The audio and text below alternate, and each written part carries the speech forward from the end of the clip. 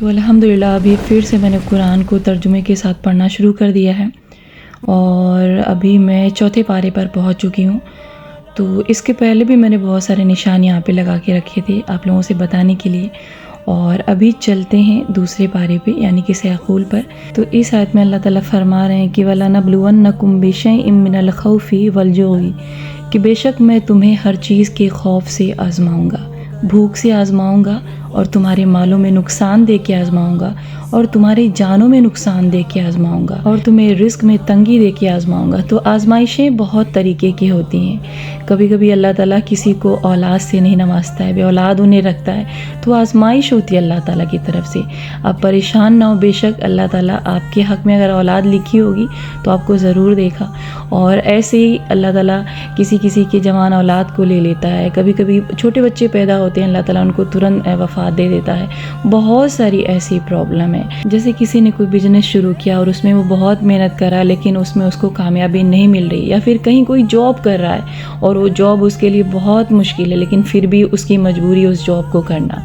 तो अल्लाह ताला हर नेक इंसान की आजमाइश करता है। तो अगर आपकी भी ज़िंदगी में कोई तकलीफ़ है ना और आपको पता है कि आप नेक रास्ते पे चल रहे हैं, नमाज़ें भी पढ़ रहे हैं, अल्लाह ताला से दुआएं भी मांग रहे हैं, लेकिन आपको वो चीज़ नहीं मिल पा रही है, तो मेरी एक बात को हमेशा याद रखिएगा कि अगर कोई चीज़ आपको नहीं मिल पा रही अभी, तो यकीनन वो आपके हक़ में बेहतर होगी। और जब वो चीज़ आपके हक़ में बेहतर हो जाएगी तो इंशाअल्लाह अल्लाह ताला आपको वो चीज़ ज़रूर देगा।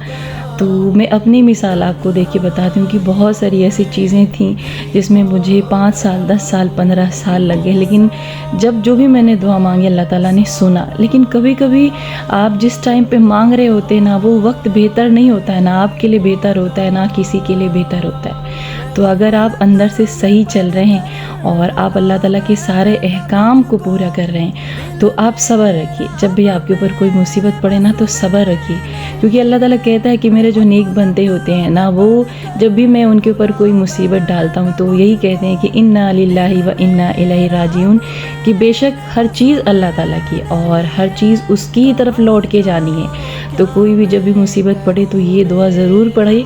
इवन आपके घर में लाइट भी चली गई ना तो भी आप इन्ना लिल्लाहि व इन्ना इलैहि राजिऊन कहिए। तो जो भी परेशानी है आपकी उस पर सब्र करिए और देखिएगा जब आप सब्र करेंगे ना तो अल्लाह ताला आपको वो चीज़ ज़रूर अता करेगा। लेकिन ध्यान रखें किसी के हक़ में आपकी तरफ से कोई हक़ तलबी ना हो और कोई नुकसान ना हो आपकी जानिब से, क्योंकि आप बहुत सारे अल्लाह ताला के अहकाम की अदायगी कर रहे हैं, लेकिन अगर बंदों के हुकूक़ को आप मार रहे हैं ना, बंदों के साथ आप जो है हसद रख रहे हैं या उनका बुरा कर रहे हैं या उनकी खुशियों को आप नहीं देख पा रहे हैं ना, तो ये सारी चीज़ें भी काउंट होती हैं।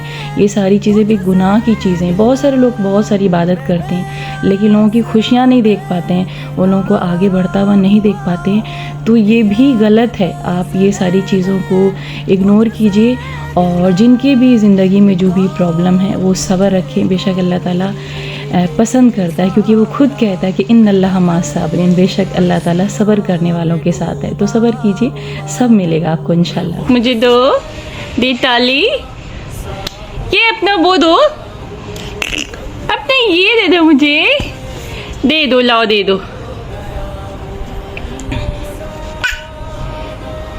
ओह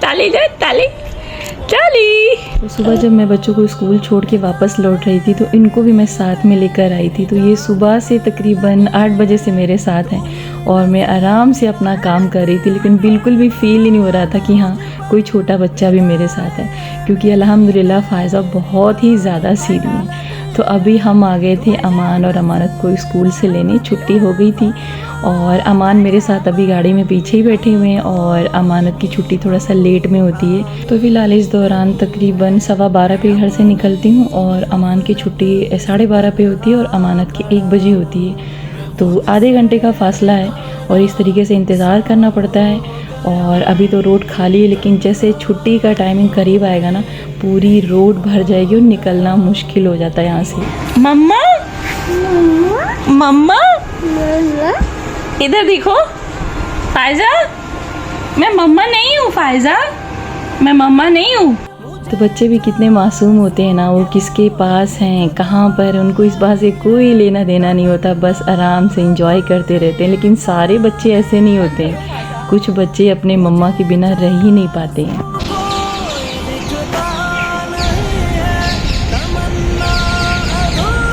तो सबका खाना तो हो गया था, लेकिन अमान ने थोड़ा सा चिकन कम खाया था क्योंकि उनको चिकन इतना नहीं पसंद है जितना उनको पनीर पसंद है। तो अभी वो खुद ही पनीर बना रहे थे और मैंने सोचा कि चुपके से दरवाज़ा खोल के मैं उनका क्लिप ले लूं, लेकिन वो दरवाजे के पीछे ही खड़े थे और मुझे मना कर रहे थे कि मम्मा मेरी वीडियो मत बनाओ प्लीज़।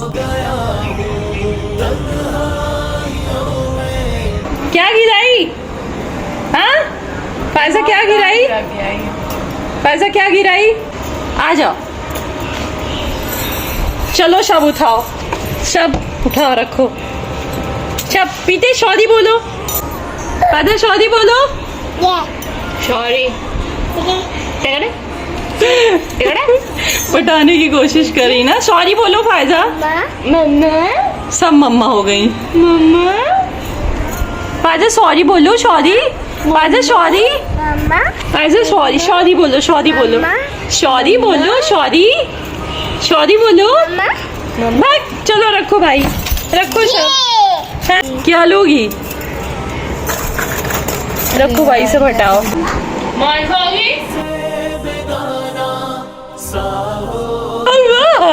अमान भाई ने क्या कर दिया? अमान भाई क्या कर दिया? क्या हुआ?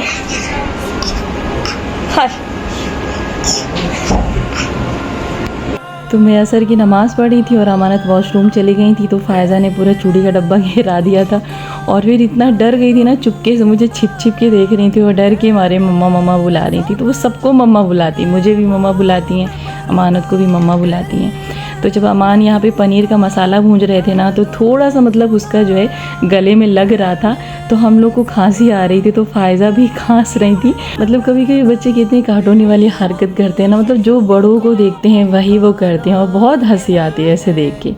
और इतनी देर से दरवाजे के पीछे लगी हुई थी और पता नहीं क्या उसमें कर रही थी। मतलब जब से आई थी ना, कहीं चूड़ियों में बिज़ी थी, कहीं दरवाजे में बिज़ी थी, मतलब हर एक चीज़ को निकाल निकाल के देख रही थी। और फायज़ा की सबसे बड़ी खूबी है ना कि बहुत खामोशी के साथ वो हर काम को करती हैं, कोई शोर शराबा नहीं, जो उनको करना रहता है वो करती रहती हैं। तो अभी रात हो गई थी और वापस जा रही थी। मैंने तो सोचा था कि मैं उनको रोक लूँगी, लेकिन नहीं हो पाया और नसीन की कॉल आ गई थी और फिर उसको जाना पड़ा। तो फिलहाल कोशिश तो मैंने बहुत किया था कि 1-2 दिन मैं फायज़ा को अपने साथ रख लूँ, लेकिन माँ तो माँ होती है ना, वो कहाँ बच्चों के बिना रह पाती है। और अगर मैं अपनी बात करूँ ना, तो मैं अपने बच्चों को कभी भी एक रात के लिए कहीं नहीं जाने देती हूँ। और कभी कभी तो मुझे पापा से डांट भी पड़ जाती है कि एटलीस्ट एक दिन तो, एक रात तो रुकने दिया करो बच्चों को घर पे। लेकिन पता नहीं क्यों मुझे ऐसा लगता है ना कि सबको नज़रों के सामने होना चाहिए। तो चलिए जी, नेक्स्ट डे हो गया था और यहाँ पर हम बच्चों के लिए टिफ़िन में चुरमुरा बना रहे थे। तो जब भी आप टिफ़िन में चुरमुरा दें तो कभी उसको साथ में मिक्स ना करें, सब्जियों को अलग रखें और लाई और मूंगफली जो भी होती है उसको अलग रखें।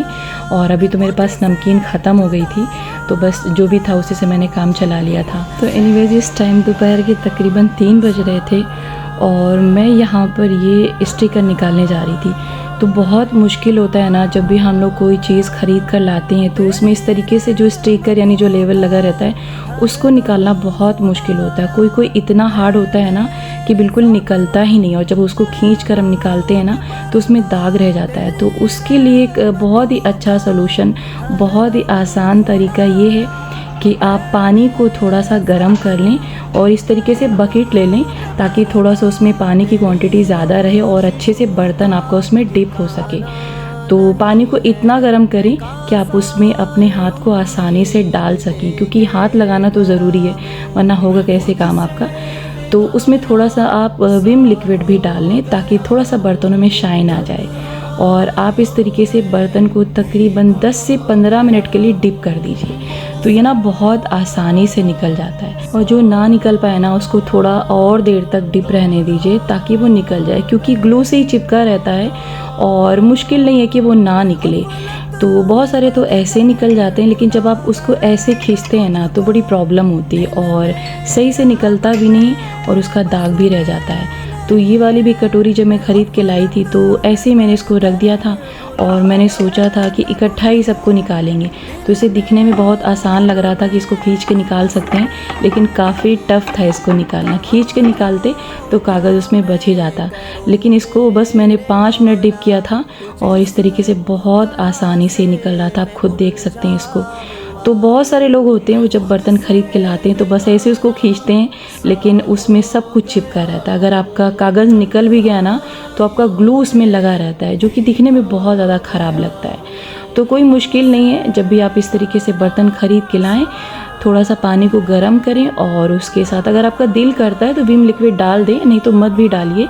और लेकिन यहाँ पर मुझे बहुत ज़्यादा संभालना पड़ा था क्योंकि बहुत ज़्यादा ये फिसल रहा था, क्योंकि चिकना हो गया था और हाथ से पकड़ने में काफ़ी ज़्यादा मुश्किल हो रहा था और बहुत ज़्यादा मैं ध्यान से कर रही थी।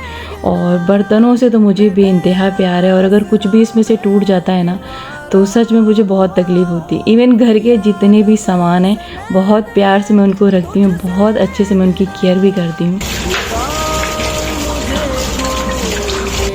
तो सामान सस्ते हैं महंगे हैं फ़र्क इस बात से नहीं पड़ना चाहिए, बल्कि आपको घर के हर एक सामान को बहुत ज़्यादा प्यार से रखना चाहिए और हमेशा यही कोशिश करनी चाहिए कि वो नीट और क्लीन हो। तो यहाँ पर ये वाला तो बहुत ही आसानी से निकल गया था। यहाँ पर आप देख सकते हैं कि कैसे ये ग्लू जो है थोड़ा थोड़ा अपनी जगह छोड़ रहा है।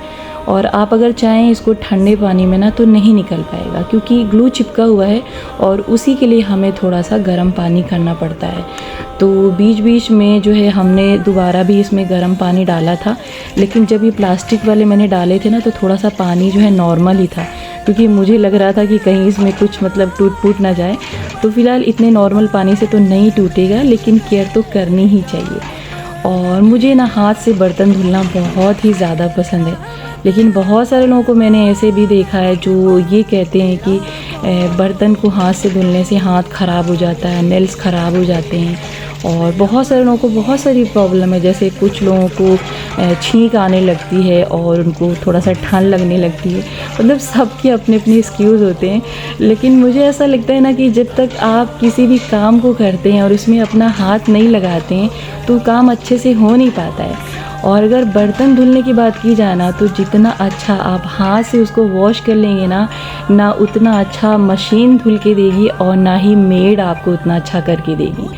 तो मेड तो जब भी आप लगाते हैं ना घर में तो बर्तन तो ठीक से धुलते नहीं। बहुत कम ऐसे ईमानदार लोग होंगे जो अपना काम अच्छे से करते होंगे, लेकिन जो काम वाली होती हैं वो 10 घर काम पकड़ी होती हैं और इतना जल्दी काम करके जाती हैं ना कि मतलब तौबा, देख के तो हैरत होती है कि इससे अच्छा तो खुद ही धुलो। लेकिन उनकी भी अपनी मजबूरी होती है ना, गरीब लोग होते हैं और उनको अपना पेट पालना होता है, तो उनको मजबूरी में काम करना पड़ता है। तो वो पैसे कमाने के चक्कर में कई घर पकड़ लेते हैं और हालत तो उनकी ख़राब हो जाती है, लेकिन फिर भी मजबूरी के तहत उनको नौकरी करनी पड़ती है।